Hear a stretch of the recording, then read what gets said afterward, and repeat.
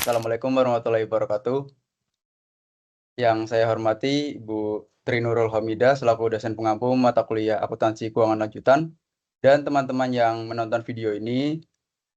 Di sini kami dari kelompok 4 ingin mempresentasikan hasil diskusi dari kelompok kami mengenai materi penggabungan usaha Bank Syariah Indonesia yang terdiri dari BRI Syariah, Bank Mandiri Syariah, dan Bank BNI Syariah. Boleh di next.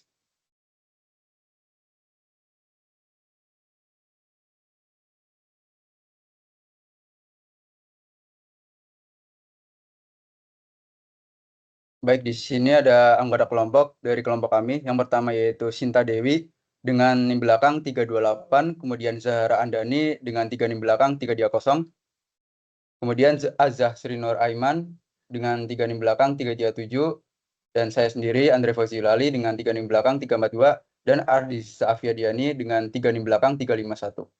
Boleh di next.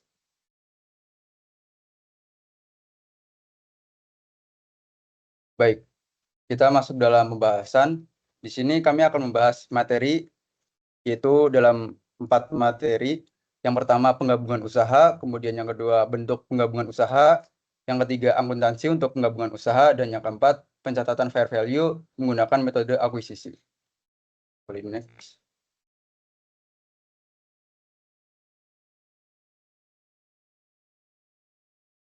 Baik, selanjutnya akan membahas tentang pembahasan singkat tentang merger, akuisisi, dan konsolidasi.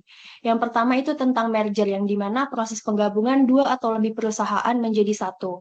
Yang dimana salah satu perusahaan yang menggabungkan tetap berdiri, sedangkan perusahaan lainnya dibubarkan, dan seluruh aset serta kewajiban diambil alih oleh perusahaan yang tetap terkenal. Dengan kata lain, setelah merger, hanya satu entitas hukum yang tersisa, sementara yang lain kehilangan identitas hukumnya. Yang kedua itu ada akuisisi, yang dimana pengambil alihan kepemilikan atau pengendalian atas saham atau aset suatu perusahaan oleh perusahaan lain, sehingga perusahaan yang diakuisisi tetap eksis sebagai badan hukum yang terpisah. Yang dimana dalam akuisisi, perusahaan pengakuisisi membeli sebagian besar atau seluruh saham atau aset perusahaan target.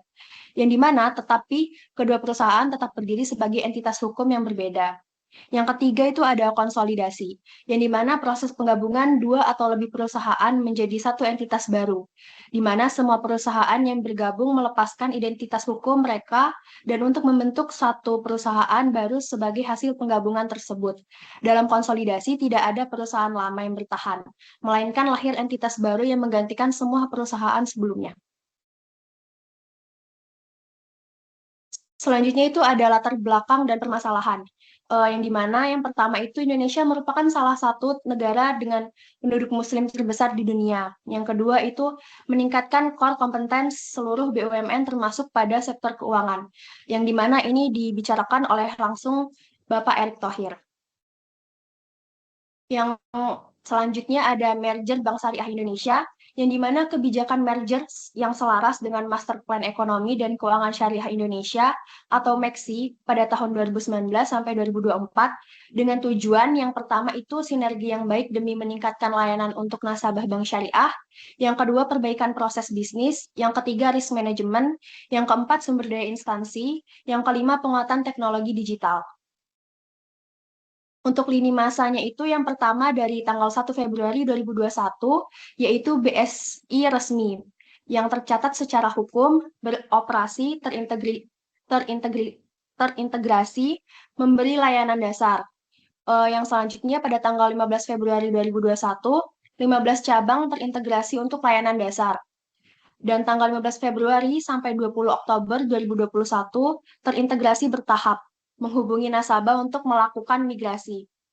Selanjutnya tanggal 1 November 2021 terintegrasi BSI secara keseluruhan. Dan untuk materi selanjutnya akan dijelaskan oleh rekan saya.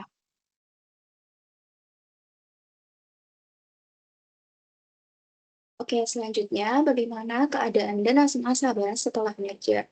Nah, setelah adanya merger, dana nasabah tetap aman di mana mereka tetap bisa menggunakan rekening lama untuk melakukan transaksi perbankan. Karena merger ini tidak mempengaruhi kegiatan operasional bank dalam artian kegiatan operasional layanan dari ketiga bank tersebut akan tetap berjalan seperti biasa. Bagi nasabah yang mempunyai rekening di lokasi cabang terintegrasi seperti kantor cabang Jakarta Hasanuddin, lalu kantor cabang Jakarta Barat, dan kantor cabang Tangerang BSD City dapat melakukan migrasi rekening tabungan mereka. Nah, mereka juga dapat menutup rekening lama kecuali tabungan yang memiliki kontrak dan terafiliasi dengan rekening pembiayaan. Okay, next.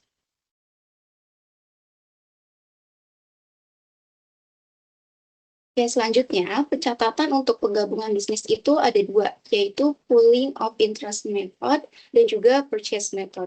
Namun, metode pooling of interest ini sudah tidak digunakan lagi karena memberikan informasi yang kurang relevan. Metode pooling ini menggunakan nilai buku historis, bukan nilai wajar pada saat transaksi. Sehingga menurut FASB atau organisasi nirlaba independen yang bertugas menetapkan standar akuntansi dan pelaporan keuangan di Amerika Serikat, penggabungan usaha setelah tanggal 30 Juni 2001, pencatatannya menggunakan metode pembelian. Tetapi di masa sekarang justru menggunakan metode akuisisi untuk mencatat penggabungan usaha yang dimulai pada tahun fiskal 15 Desember 2008. Kondisi ini juga dialami oleh penggabungan Bank Syariah Indonesia. Ketika mereka pertama kali bergabung, pencatatannya menggunakan metode akuisisi. Next.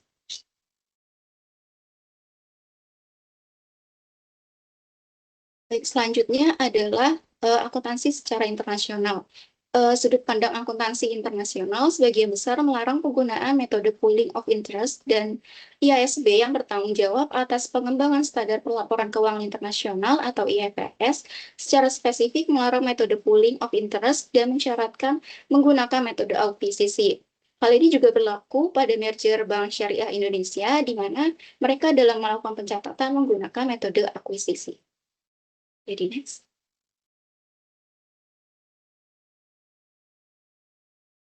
Oke, selanjutnya adalah pedoman pencatatan. Yang pertama ada aset dan kewajiban dicatat dengan asumsi fair value.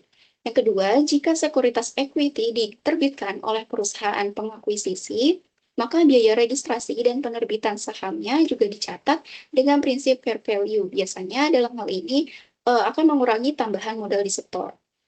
Yang ketiga, biaya penggabungan langsung dan tidak langsung diakui sebagai beban. Yang keempat, ketika perusahaan pengakuisisi mentransfer aset lain selain kas sebagai bagian dari penggabungan, maka laba atau rugi yang dihasilkan dicatat pada laba berjalan.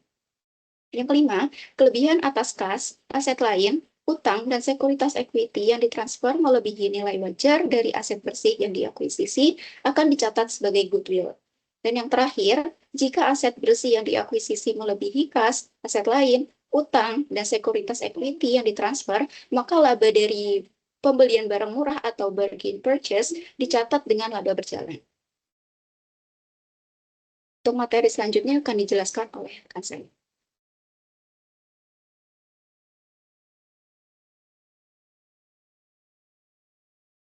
Oke, baik. Selanjutnya adalah identifikasi aset bersih yang diakuisisi. Nah, di sini aset bersih meliputi ada aset berwujud, aset tak berwujud, liabilitas ataupun kewajiban yang diasumsikan. Termasuk aset tak berwujud yang dihasilkan dari hak kontraktual, riset yang sedang dijalankan, kontraktual, dan non-kontraktual kontingensi. Boleh di next.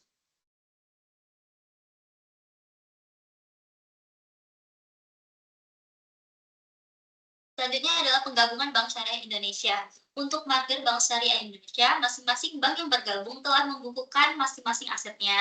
Di sini ada 3 bank, yaitu ada Bank Syariah Mandiri, membukukan nilai aset senilai 114,75 triliun pada kuartal 1 di tahun 2020. Kemudian ada BNI Syariah yang membukukan nilai aset senilai 51,12 triliun pada kuartal 1 2020. Kemudian ada BRI Syariah yang membuka nilai aset yang senilai 42,2 triliun pada kuartal 1 tahun 2020. Next.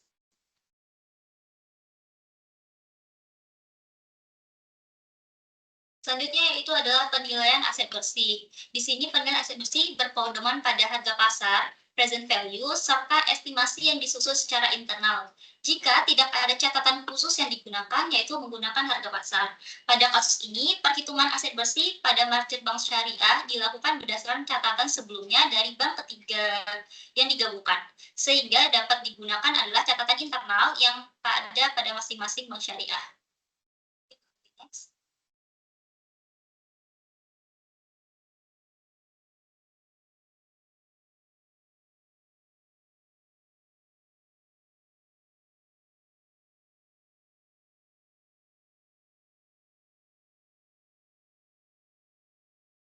Selanjutnya adalah penggabungan aset dan saham. Di sini Bank Syariah Mandiri serta Bank BNI Syariah.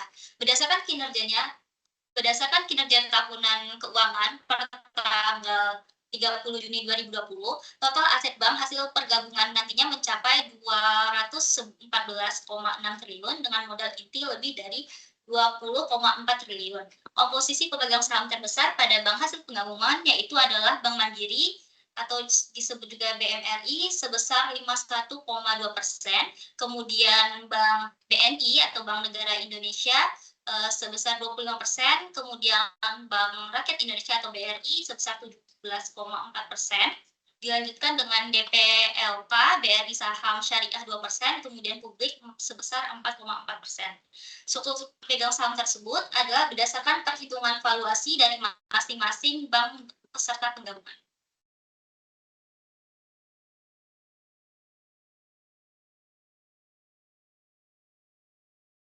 Oke, selanjutnya adalah goodwill.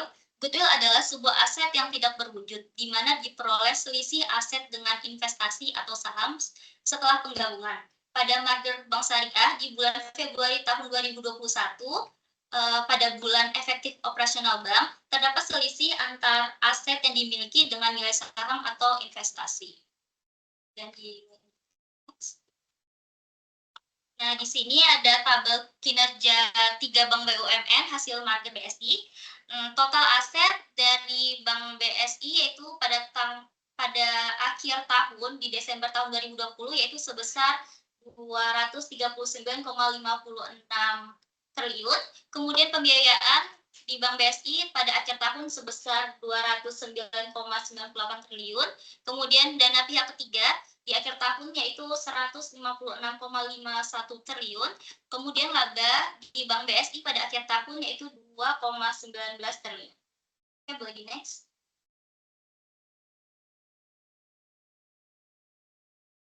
Di sini ada tabel penggabungan setelah tanggal efektif penggabungan. Di sini terlihat saham dalam portafel yaitu sebesar 19,57,6 triliun. Oke. Dilanjutkan oleh rekan saya.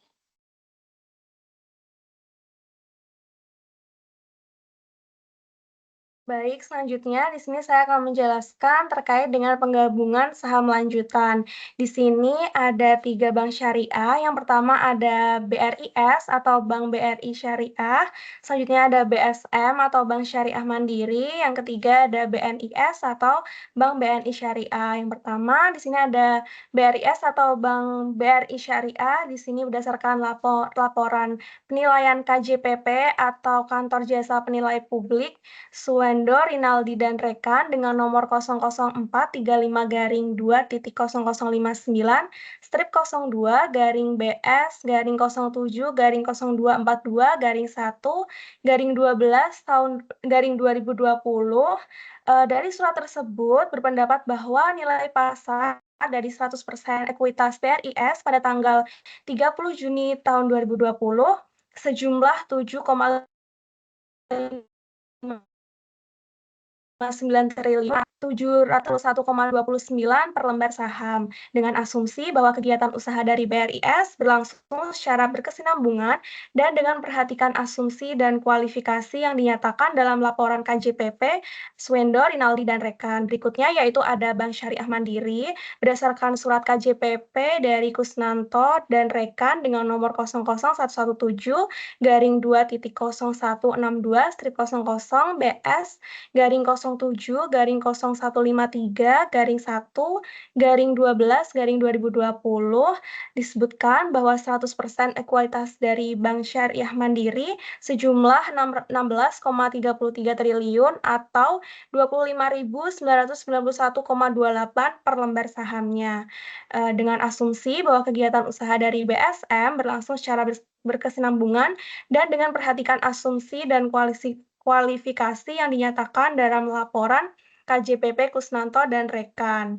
Yang ketiga, di sini ada BNIS atau Bank BNI Syariah berdasarkan laporan dari surat KJPP Iwan Bahron dan rekan dengan nomor 001/2021-2.009/BS-00.465/1/12/2020 berpendapat bahwa 100% ekuitas BNIS jumlah 7,99 triliun atau 2.734.726,87 per lembar saham. Dengan asumsi bahwa kegiatan usaha dari BNIS berlangsung secara berkesinambungan dan dengan perhatikan asumsi dan kualifikasi yang dinyatakan dalam laporan KJPP Iwan Bahron dan rekan. Boleh di next?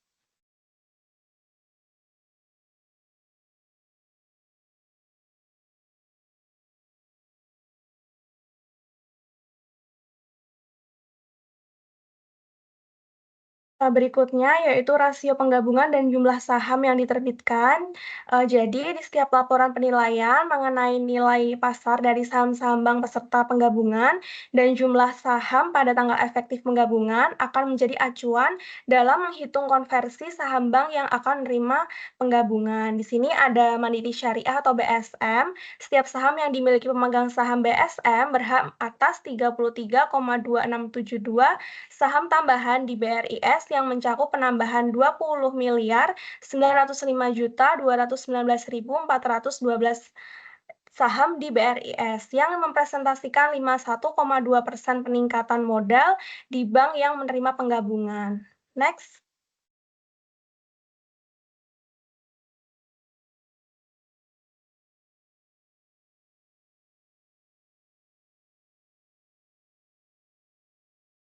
Di sini ada BNI Syariah atau BNIS. Setiap saham yang dimiliki pemegang saham BNIS berhak atas 3.500,2767 saham tambahan di BRIS yang mencakup total penambahan 10.225.480.833 saham di BRIS yang mempresentasikan 25% peningkatan modal di bank yang menerima penggabungan. Next. Jadi, pertanggal 30 Juni tahun 2020, jumlah saham yang diterbitkan oleh BRIS yaitu sebanyak 9.716.113.498 rupiah. Selanjutnya, untuk jumlah saham yang diterbitkan oleh BNIS yaitu sebesar 2.921.335. Sedangkan untuk saham yang diterbitkan oleh BSM yaitu per 30 Juni 2020 mengeluarkan sebesar 599.804.387, lalu ditambah dengan pertanggal 6 Oktober 2020 terdapat peningkatan sehingga yang diterbitkan BSM yaitu sebesar 628.403.736 rupiah. Dengan demikian, jumlah saham yang diterbitkan oleh bank yang menerima penggabungan pada tanggal efektif penggabungan adalah sebesar 40.846.813.743 saham, di mana akan ada penerbitan saham baru sebanyak 31.130.700.245 rupiah. Boleh di next.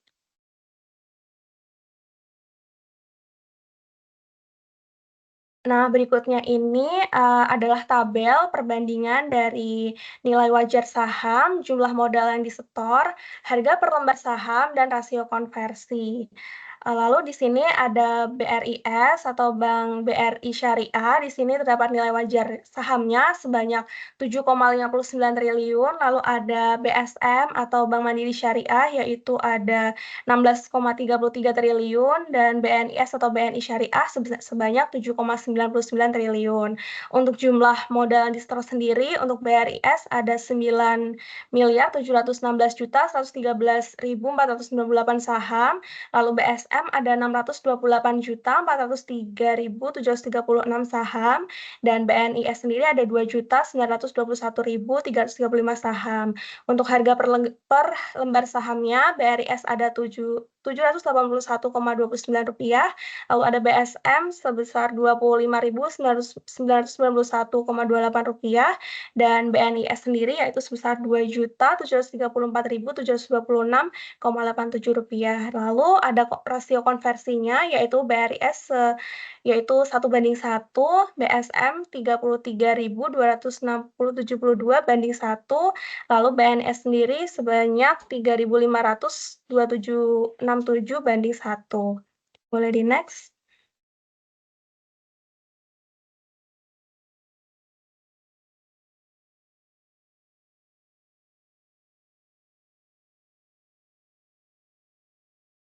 Berikutnya yaitu prosedur dan metodologi konversi saham. Dari konversi saham BRIS, BSM, dan BNIS, presentase saham yang dimiliki oleh pemegang saham bank peserta penggabungan BRIS, BSM, dan BNIS akan diproporsional sesuai dengan rasio konversi seperti yang saya sudah jelaskan di sebelumnya, di mana setiap saham di BSM setara dengan 33,2672 saham di bank yang menerima penggabungan, dan setiap saham di BNIS setara dengan 3.500,2767 saham di bank yang menerima penggabungan. Next.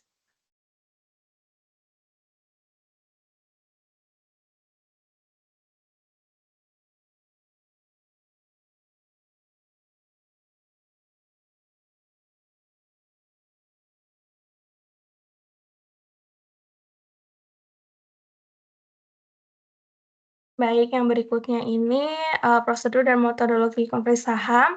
Dihitung bahwa setiap satu lembar saham BSM akan dikonversi menjadi 33,2672 lembar saham BRIS, dan satu lembar saham BNIS akan dikonversi menjadi 3.500,2767 lembar saham BRIS. Untuk materi selanjutnya akan dijelaskan oleh rekan saya. Baik, selanjutnya yaitu struktur pemegang saham bank peserta penggabungan sebelum tanggal efektif penggabungan. Yang pertama, Bank Syariah Mandiri. Struktur permodalan dan susunan pembaham Bank Syariah Mandiri pada tanggal 16 Oktober 2020 adalah sebagai berikut. Yaitu dengan nilai nominal sebesar 5.000 per saham, dengan modal dasar jumlah saham per lembar sebanyak 628 juta sekian, dan nilai nominal rupiah sebanyak 303.100 miliar. Dengan modal yang dimiliki, yang pertama PT Bank Mandiri Persero sebanyak 100%, kemudian PT Mandiri Sekuritas 0%. Kemudian modal di tempat dan di store seperti yang sudah disebutkan dalam tabel, dan saham dalam portfolio yaitu 0, karena semua saham sebanyak 624 juta lembar dimiliki oleh Bank Mandiri sendiri. Boleh di next.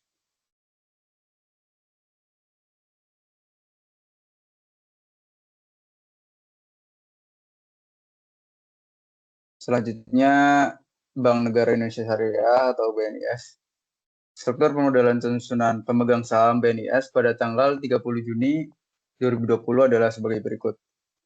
Dengan nilai nominal sebesar 1 juta per saham, dan modal dasar sebanyak 10 juta lembar saham, kemudian nilai rupiah sebanyak 10 triliun.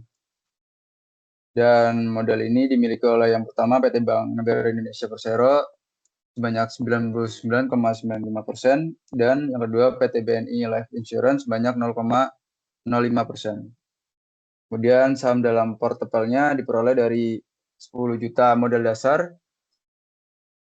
dikurangi 2 juta 919.000, yaitu sama dengan 7 juta sekian dan dikali dengan 1 juta per saham, yang didapat angka 7.078.665 juta.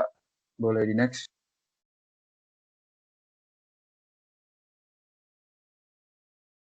Selanjutnya adalah Bank Rakyat Indonesia Syariah atau BRIS. Struktur permodalan dan susunan pemegang saham BRIS pada tanggal 30 Juni September 2020, yaitu dengan nilai nominal sebesar 500 per saham, dengan modal dasar jumlah saham per lembar sebanyak 15 miliar, kemudian nilai nominal sebanyak 7.500 miliar.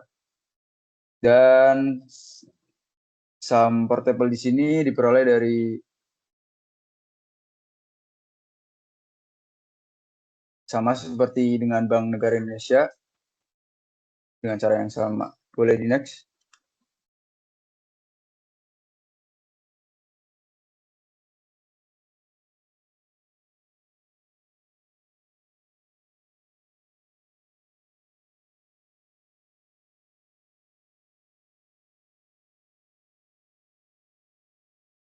Selanjutnya struktur bank saham Bank Mandiri, bank beserta penggabungan setelah tanggal efektif penggabungan.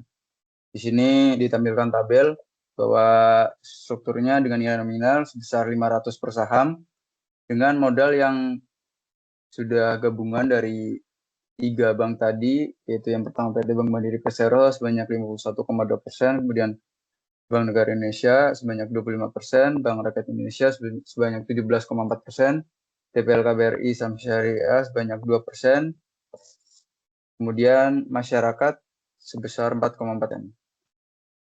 Boleh di next.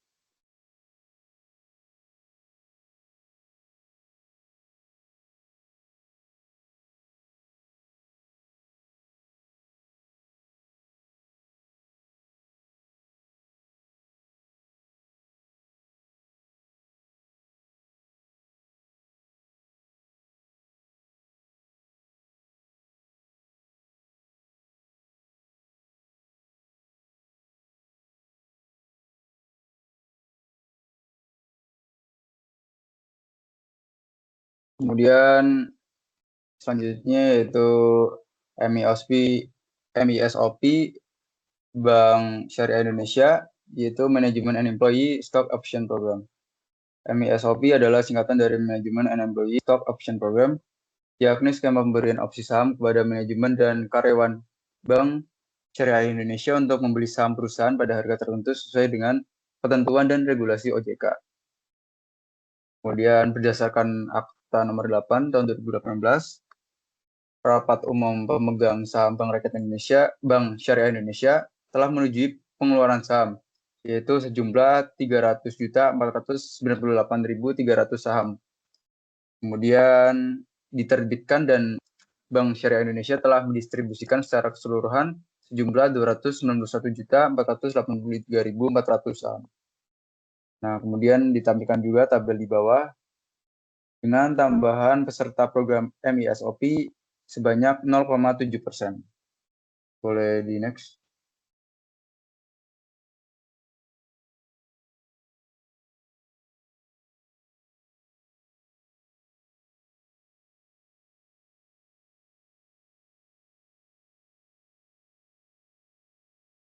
Nah, di sini ada laporan keuangan sebelum penggabungan. Di sini yang pertama yaitu Bank Syariah Mandiri. Ini adalah bentuk laporan keuangan sebelum penggabungan dari Bank Syariah Mandiri. Boleh di next.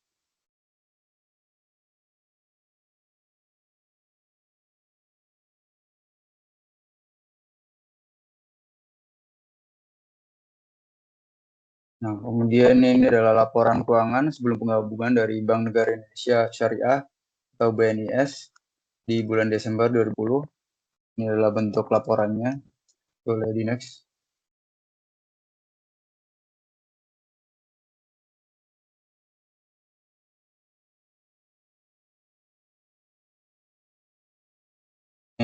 Selanjutnya laporan keuangan sebelum penggabungan dari Bank Rakyat Indonesia Syariah atau BRIS pada Desember 2020. Ini adalah bentuk laporan dari Bank Rakyat Indonesia Syariah. Boleh di next.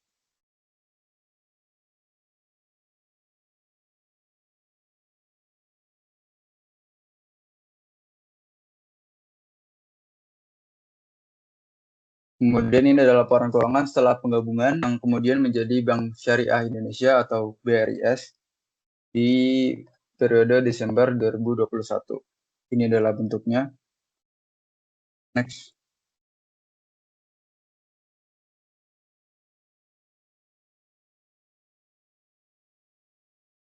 Nah, kemudian kita masuk ke pembahasan, yaitu pada jenis pos sebelum merger dan setelah merger.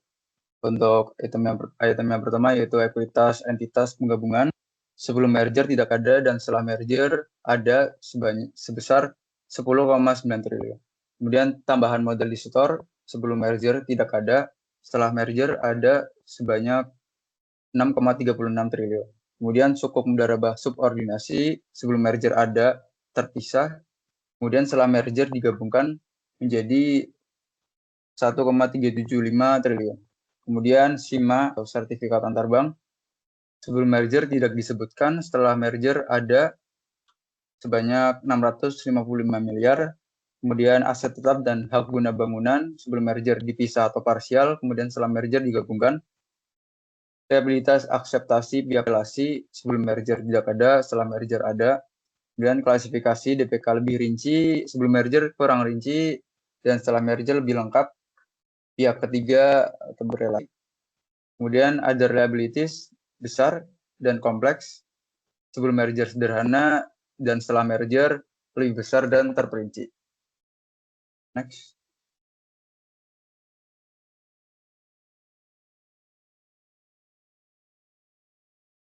Baik, sekian dari presentasi kelompok kami. Apabila ada kesalahan kata dalam pengucapan, kami mohon maaf. Sekian dari kelompok kami. Wassalamualaikum warahmatullahi wabarakatuh.